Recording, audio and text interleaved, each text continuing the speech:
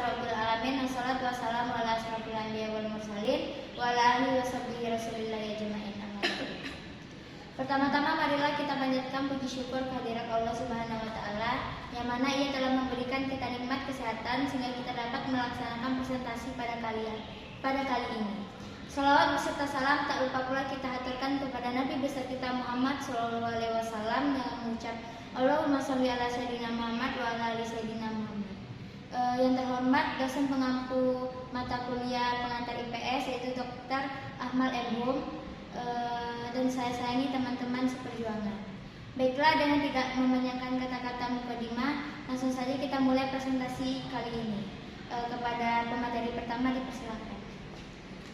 Yang pertama itu upaya pembaruan sosial student di Amerika Serikat dan di Australia. Yang pertama, upaya pembaruan sosial student di Amerika Serikat. Pandangan tentang program sosial studies abad ke-19 yang komprehensif diantaranya sebagai berikut. Yang A, kurikulum sosial studies yang lengkap memberikan pengalaman belajar yang konsisten dan bersifat kumulatif. Yang B, sosial studies memberikan hubungan yang jelas antara humanis dan disiplin ilmu sosial dan ilmu alam. Yang C, materi pembelajaran sosial juga hanya dijadikan sebagai pengetahuan yang harus diterima dan diingat saja. Di bidang ilmu pengetahuan sosial IPS yang masuk ke Indonesia adalah berasal dari Amerika Serikat yang disebut dengan social studies. Pertama kali sosial ini dimasukkan dalam kurikulum sekolah di Ruby atau di Inggris pada tahun 1827. Nah, yang kedua, upaya pembaruan sosial studies di Australia. Nah, sosial ini suatu mata pelajaran yang diberikan sejak sekolah dasar sampai dengan sekolah menengah. Dianggap mempunyai kedudukan penting di seluruh negara bagian. Hal ini disebabkan oleh adanya kesadaran yang semakin meningkat di kalangan penduduk Australia terhadap masalah-masalah ekonomi, politik, lingkungan sosial. Terus ada 3 aktivitas utama dalam pendekatan inquiry, yaitu investigation terhadap kegiatan untuk mengembangkan kemampuan siswa dalam meneliti, memproses, dan menginterpretasi. Yang kedua itu communication, kegiatan untuk mengembangkan kecakapan siswa dalam menggunakan bermacam-macam bentuk komunikasi seperti upacara tulisan, grafik, dan sebagainya. Yang ketiga itu participation. Nah, kegiatan mengembangkan kecakapan dan rasa percaya diri siswa dalam kerja kelompok dan dalam proses mengambil keputusan. Pemateri selanjutnya saya serahkan kepada adik. Baik, saya akan menjelaskan mengenai upaya pembaharuan pembelajaran IPS di Indonesia. Jadi istilah IPS ini dalam sistem pendidikan Indonesia baru dikenal sejak lahirnya kurikulum tahun 1975. Sebelumnya itu IPS itu istilah yang berubah-ubah sesuai dengan situasi politik pada masa itu.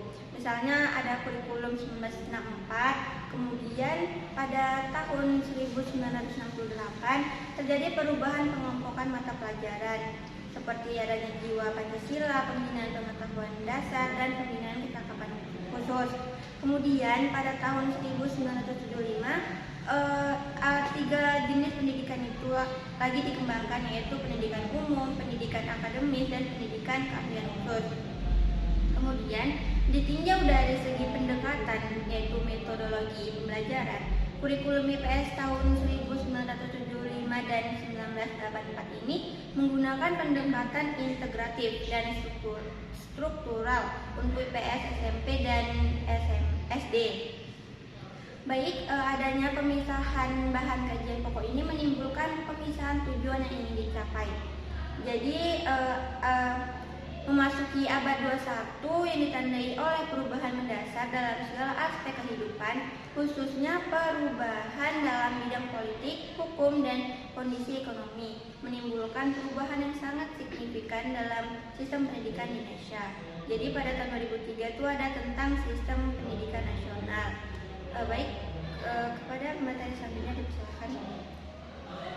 Materi selanjutnya yaitu kemampuan berpikir untuk siswa sekolah dasar. Southgate dan Armstrong mengembangkan pendekatan inquiry sebagai salah satu bagian dari upaya guru dalam membantu para siswa sekolah dasar meningkatkan kemampuan berpikir. 4 pendekatan lainnya yang dikembangkan oleh Southgate dan Armstrong untuk mendorong siswa. Bisa dilihat samping 5 pendekatan untuk mengembangkan kemampuan berpikir diuraikan dan dibahas sebagai berikut. Yang pertama, kecakapan belajar inquiry. Yang kedua, kecakapan berpikir kreatif. Yang ketiga, kecakapan berpikir kritis. Yang keempat, keterampilan memecahkan masalah. Yang kelima, proses pengambilan keputusan. Baik, selanjutnya saya serahkan kepada Bu Menteri. Baik, di sini saya akan menjelaskan materi tentang pendekatan inquiry untuk siswa sekolah dasar. Inquiry adalah salah satu cara belajar yang bersifat mencari sesuatu secara kritis, analitis, argumental, dengan menggunakan langkah-langkah tertentu menuju suatu kesimpulan yang meyakinkan karena didukung oleh fakta. Inquiry ditandai dengan adanya pencarian jawaban melalui serangkaian kegiatan intelektual. Secara umum, urutan kegiatan yang dilakukan adalah merencanakan, mendiskusikan, membuat hipotesis, menganalisis, menafsirkan hasil untuk mendapatkan konsep umum yang dipelajari. Agar pembelajaran dengan menggunakan pendekatan inquiry dapat bermakna, ada beberapa hal yang perlu diperhatikan, yaitu yang pertama, memerlukan kondisi kelas yang khusus. Misalnya, guru percaya bahwa siswa-siswanya dapat belajar dan bertindak berdasar kepercayaan pada diri sendiri dalam suasana bebas, yang artinya siswa dapat berkiprah dengan masalah yang dihadapi, serta dapat menentukan sikap dan pendapatnya sendiri walaupun mungkin salah menurut gurunya.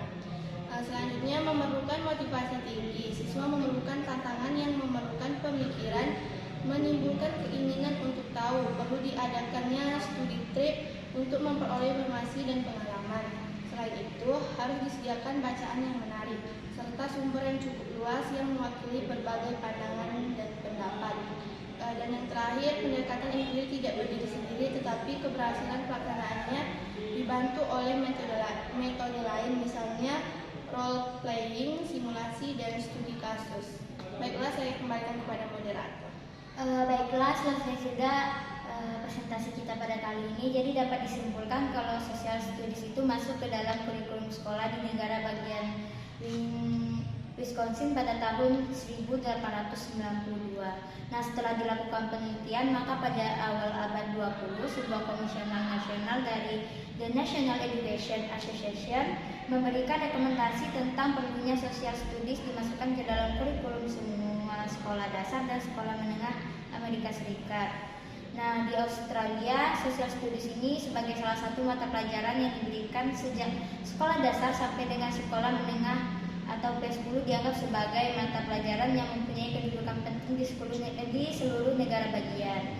Nah, sedangkan ilmu pengetahuan sosial dalam sistem pendidikan di Indonesia baru dikenal sejak lahirnya kurikulum pada tahun 1975.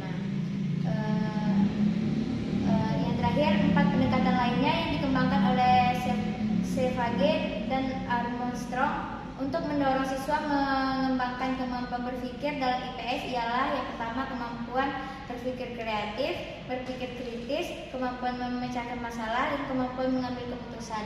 Nah, itu saja yang dapat kelompok kami sampaikan. Kami sudahi. Wassalamualaikum warahmatullahi wabarakatuh.